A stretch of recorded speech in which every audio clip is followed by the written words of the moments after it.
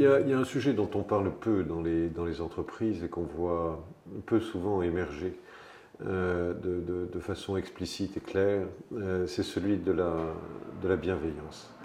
En fait, dans la vie, il faut choisir, on est bienveillant ou malveillant. Il n'y a pas tellement d'espace entre les deux.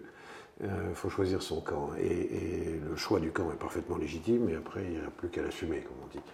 La- on entend peu parler de bienveillance dans les entreprises, et ça me paraît bien dommage, parce que lorsqu'on analyse les principaux dysfonctionnements, les cas de dysfonctionnement en particulier dans la communication, on s'aperçoit qu'il y a toujours des traces de malveillance à l'origine de ces dysfonctionnements.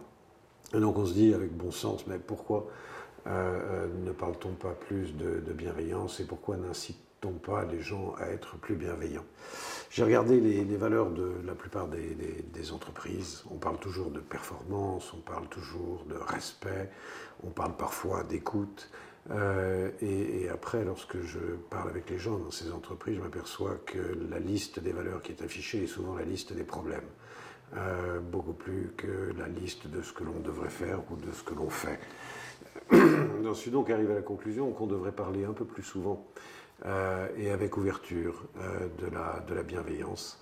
Ça éviterait probablement à des personnes de croire et de se renforcer dans les stéréotypes qui sont la dureté nécessaire dans le management et ce genre de choses qui sont finalement relativement absurdes parce que ça ne mène à rien de très constructif et de très positif.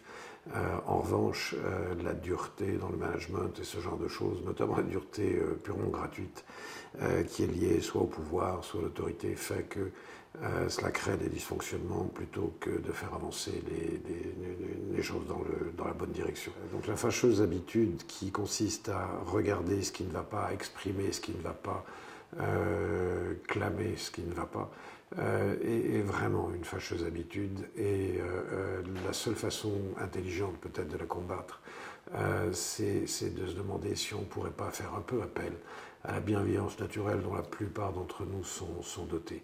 C'est la même chose avec les enfants, c'est la même chose avec les voisins, c'est la même chose avec les conjoints, où on peut regarder un certain nombre d'informations avec bienveillance ou au contraire s'enraciner dans l'habitude qui consiste à regarder ce qui ne va pas, à dire ce qui ne va pas, et jusqu'à un certain point se venger des petites frustrations qui sont les nôtres en se montrant passablement malveillant.